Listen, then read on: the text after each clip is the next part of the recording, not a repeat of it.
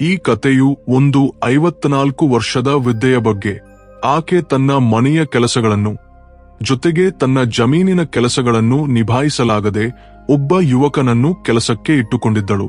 ಆ ಯುವಕ ಜಮೀನಿನ ಕೆಲಸಗಳನ್ನು ಮಾಡುತ್ತಿದ್ದ. ಆದರೆ ಒಂದು ದಿನ ಒಂದು ಘಟನೆ ಸಂಭವಿಸಿತು. ಆ ಘಟನೆಯಿಂದಾಗಿ ಆಕೆಯ ಮಗಳಿಗೆ ದೊಡ್ಡ ಆಘಾತವಾಯಿತು.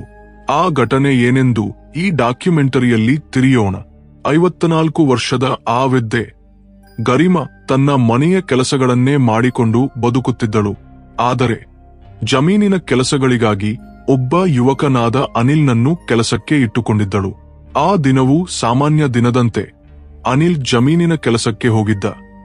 ಮಧ್ಯಾಹ್ನವಾದಾಗ ಗರಿಮಾ ಆತನಿಗೆ ಊಟ ತಯಾರಿಸಿ ಜಮೀನಿಗೆ ತೆಗೆದುಕೊಂಡು ಹೋದಳು. ಆದರೆ ಅನಿಲ್ ಜಮೀನಿನ ಕೆಲಸದಲ್ಲಿ ತಲ್ಲೀನನಾಗಿದ್ದ.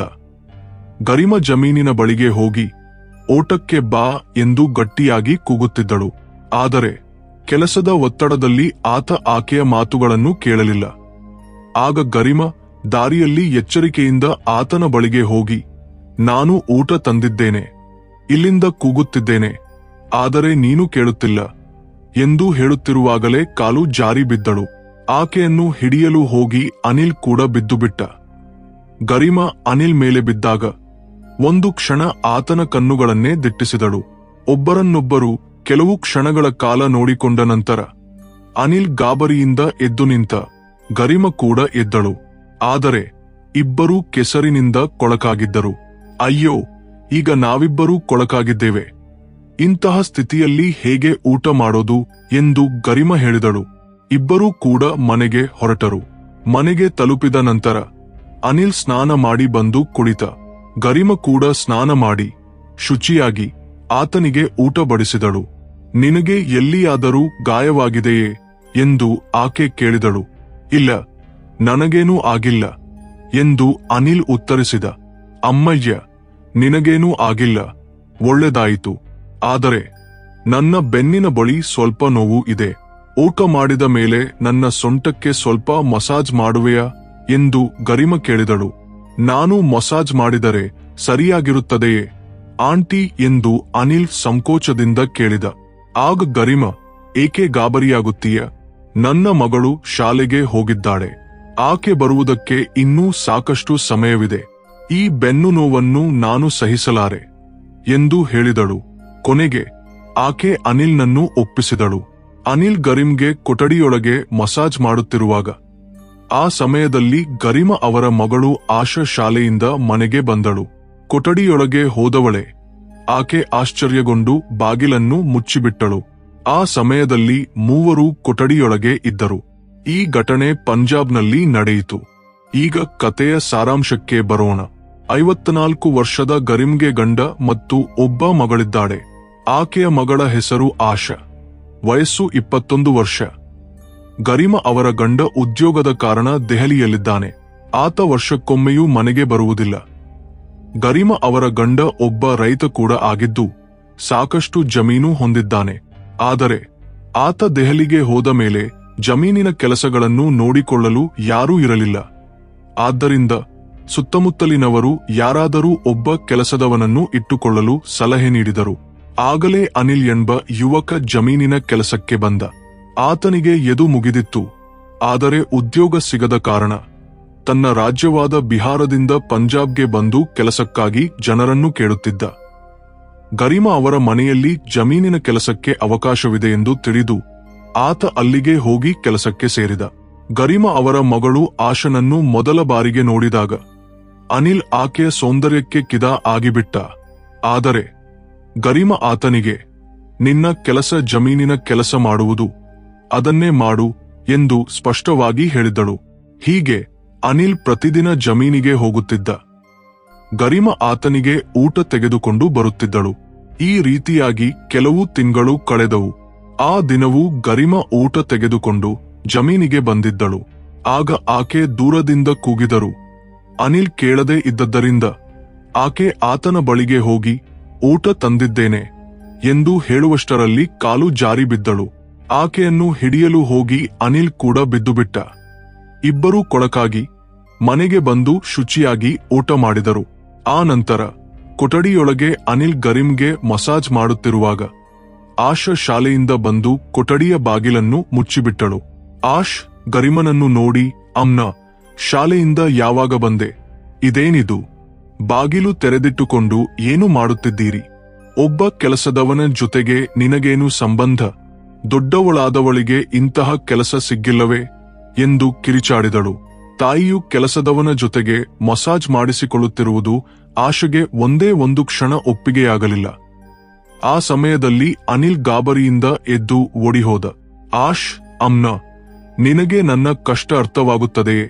ನೀನೇನು ಮಾಡುತ್ತಿದ್ದೆ ಎಂದು ಗೊತ್ತಿದೆಯೇ? ಇದು ಅಪ್ಪನಿಗೆ ತಿಳಿದರೆ ಏನಾಗುತ್ತದೆ? ಇನ್ನು ಯಾರಾದರೂ ಇದನ್ನು ನೋಡಿದ್ದರೆ ಏನಾಗಿರುತ್ತಿತ್ತು ಎಂದು ಕಂಗಾಲಾಗಿ ಕೇಳಿದಳು. ಆಗ ಗರಿಮ, ಅಮ್ನ, ನಾನು ತಪ್ಪು ಮಾಡಿಬಿಟ್ಟೆ. ಇನ್ನು ಮುಂದೆ ಹೀಗೆ ಆಗುವುದಿಲ್ಲ. ದಯವಿಟ್ಟು ಇದನ್ನು ನಿನ್ನ ಅಪ್ಪನಿಗೆ ಹೇಳಬೇಡ ಎಂದು ಬೇಡಿಕೊಂಡಳು. ಕೊನೆಗೆ ಆಶ ತಾಯಿಯಿಂದ ಇನ್ನೆಂದೂ ಇಂತಹ ತಪ್ಪು ಮಾಡಬಾರದು ಎಂದು ಒಡಂಬಡಿಕೆ ತೆಗೆದುಕೊಂಡಳು. ಆ ದಿನ ರಾತ್ರಿ 8 ಗಂಟೆಯಾಗಿತ್ತು. ಗರಿಮ ಮತ್ತು ಆಶ ಇಬ್ಬರೂ ಮಲಗಿದ್ದರು. ಗರಿಮ ನಿದ್ರೆಗೆ ಜಾರಿಕೊಳ್ಳುತ್ತಿರುವಾಗ ಆಶ ಎದ್ದು ಅನಿಲ್ನ ಕೊಠಡಿಗೆ ಹೋದಳು. ಆ ಸಮಯದಲ್ಲಿ ಅನಿಲ್ ನಿದ್ರೆಯಲ್ಲಿದ್ದ. ಆಶ ಆತನನ್ನು ಕರೆದು ಎಚ್ಚರಗೊಳಿಸಿದಳು. ಈ ಸಮಯದಲ್ಲಿ ಇಲ್ಲಿಗೆ ಯಾಕೆ ಬಂದೆ ಎಂದು ಅನಿಲ್ ಕೇಳಿದ. ನೀನು ಸ್ವಲ್ಪ ಹೊತ್ತು ನನ್ನ ಜೊತೆಗೆ ಮಾತಾಡು ಎಂದು ಆಶ ಕೇಳಿಕೊಂಡಳು. ಈ ರಾತ್ರಿಯ ವೇಳೆಯಲ್ಲಿ ಮಾತಾಡುವುದು ಏನು? ನಿನಗೆ ಹುಚ್ಚು ಹಿಡಿಯಿತೆ? ಯಾರಾದರೂ ಇದನ್ನು ನೋಡಿದರೆ ಏನೆಂದುಕೊಳ್ಳುತ್ತಾರೆ? ಹೋಗಿ ಮಲಗು ಎಂದು ಅನಿಲ್ ಆಶನ ಮಾತನ್ನು ತಿರಸ್ಕರಿಸಿದ. ಆದರೆ ಆಶ ಬಾರಿ ಬಾರಿಗೆ ಒತ್ತಾಯಿಸಿದ್ದರಿಂದ ಅನಿಲ್ ಆಕೆಯ ಜೊತೆಗೆ ಮಾತಾಡಲು ಒಪ್ಪಿಕೊಂಡ. ಒಂಟಿಯಾಗಿ ಇಬ್ಬರೂ ಮಾತಾಡುತ್ತಾ ಮೊಬೈಲ್ನಲ್ಲಿ ವಿಡಿಯೋ ನೋಡುತ್ತಿದ್ದರು. ಆ ಸಮಯದಲ್ಲಿ ಗರಿಮ ನಿದ್ರೆಯಿಂದ ಎದ್ದು ಆಶನ ಕೊಠಡಿಗೆ ಬಂದು ನೋಡಿದಳು. ಆದರೆ ಆಶ ಅಲ್ಲಿರಲಿಲ್ಲ. ಆಕೆ ಸುತ್ತಮುತ್ತ ಆಶನನ್ನು ಹುಡುಕಲು ಶುರು ಮಾಡಿದಳು. ಕೆಲವೇ ಕ್ಷಣಗಳಲ್ಲಿ ಅನಿಲ್ನ ಕೊಠಡಿಯಿಂದ ಧ್ವನಿಯೊಂದು ಕೇಳಿತು. ಬಾಗಿಲು ತೆರೆದಿಟ್ಟಿದ್ದರಿಂದ ಆಶ ಅಲ್ಲಿರಬಹುದೆಂದು ಗರಿಮ ಅಲ್ಲಿಗೆ ಹೋದಳು. ಅಲ್ಲಿ ಆಶ ಮತ್ತು ಅನಿಲ್ ಮಾತಾಡುತ್ತಾ ಮೊಬೈಲ್ನಲ್ಲಿ ವಿಡಿಯೋ ನೋಡುತ್ತಿದ್ದರು. ಗರಿಮನನ್ನು ನೋಡಿದ ತಕ್ಷಣ ಇಬ್ಬರೂ ಎದ್ದು ಕುಳಿತರು. ಗರಿಮ, ಆಶ, ನೀನು ನನಗೆ ಒಳ್ಳೆಯ ಜ್ಞಾನವನ್ನೇ ಕೊಟ್ಟೆ. ನನ್ನ ತಪ್ಪಿನ ಬಗ್ಗೆ ಎಷ್ಟೆಲ್ಲಾ ಹೇಳಿದೆ. ಅಪ್ಪನಿಗೆ ತಿಳಿದರೆ ಏನಾಗುತ್ತದೆ? ಕೆಲಸದವನ ಜೊತೆಗೆ ಏನಿದು ಕಬ್ಬಳಿಕೆ?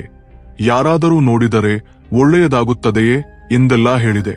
ಆದರೆ ಈಗ ನೀನೇ ಯಾಕೆ ಕೆಲಸದವನ ಜೊತೆಗೆ ರಾತ್ರಿಯ ವೇಳೆಯಲ್ಲಿ ಕಬ್ಬಳಿಕೆ ಮಾಡುತ್ತಾ ಮೊಬೈಲ್ನಲ್ಲಿ ವಿಡಿಯೋ ನೋಡುತ್ತಿದ್ದೀಯಾ? ಇದು ಸರಿಯೇ? ನೀನಿನ್ನೂ ಎದುತ್ತಿರುವ ಹುಡುಗಿಯಲ್ಲವೇ? ಅಪ್ಪನಿಗೆ ತಿಳಿದರೆ ಏನಾಗುತ್ತದೆಂದು ಯೋಚಿಸಿದ್ದೀಯಾ ಎಂದು ಆಶನನ್ನು ಗದರಿಸಿದಳು. ಆದರೆ ಆಶ ಕೂಡ ಧೈರ್ಯವಾಗಿ ಉತ್ತರಿಸಿದಳು, ನಾನೊಬ್ಬಳೇ ತಪ್ಪು ಮಾಡಿಲ್ಲ. ಮೊದಲು ನೀನೇ ತಪ್ಪು ಮಾಡಿದೆ. ನಿನ್ನನ್ನು ನೋಡಿಯೇ ನಾನು ತಪ್ಪು ಮಾಡಿದೆ. ನನಗೆ ಗೆಳೆಯರಿಲ್ಲ. ಈತ ನನಗೆ ಒಳ್ಳೆಯ ಗೆಳೆಯನಂತೆ ಕಾಣಿಸಿದ. ಅದಕ್ಕೆ ಮಾತಾಡುತ್ತಿದ್ದೆ.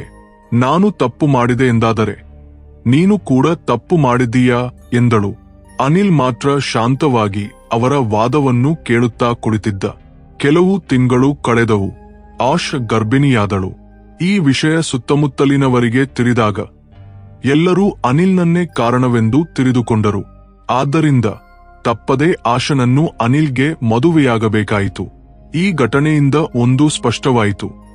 ಅನಿಲ್ ಯಾವ ಉದ್ದೇಶದಿಂದ ಬಂದನೋ, ಏನು ಮಾಡಿದನೋ ಎಂಬುದು ಎಲ್ಲರಿಗೂ ಗೊತ್ತಾಯಿತು. ಇಂತಹ ಜನರ ಬಗ್ಗೆ ಎಚ್ಚರಿಕೆಯಿಂದ ಇರಬೇಕು. ಮನೆಯ ಹಿರಿಯರು ತಮ್ಮ ಮಕ್ಕಳ ಮುಂದೆ ಎಚ್ಚರಿಕೆಯಿಂದ ವರ್ತಿಸಬೇಕು.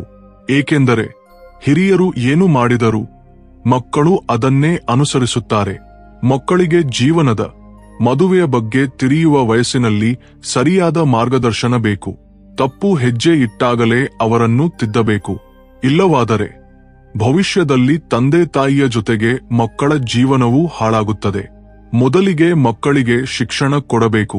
ಅವರ ಜೀವನವನ್ನು ಸರಿಪಡಿಸುವ ಮಾರ್ಗಗಳನ್ನು ಕಂಡುಕೊಳ್ಳಬೇಕು.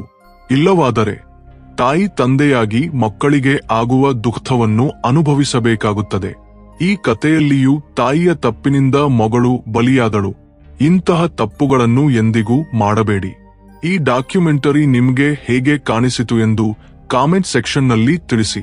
ಒಂದು ವೇಳೆ ನೀವು ಇನ್ನೂ ನಮ್ಮ ಚಾನೆಲ್ಗೆ ಸಬ್ಸ್ಕ್ರೈಬ್ ಮಾಡಿಕೊಂಡಿಲ್ಲವಾದರೆ ಈಗಲೇ ಸಬ್ಸ್ಕ್ರೈಬ್ ಮಾಡಿ, ಪಕ್ಕದಲ್ಲಿರುವ ಬೆಲ್ ಐಕಾನ್ ಆಕ್ಟಿವೇಟ್ ಮಾಡಿ.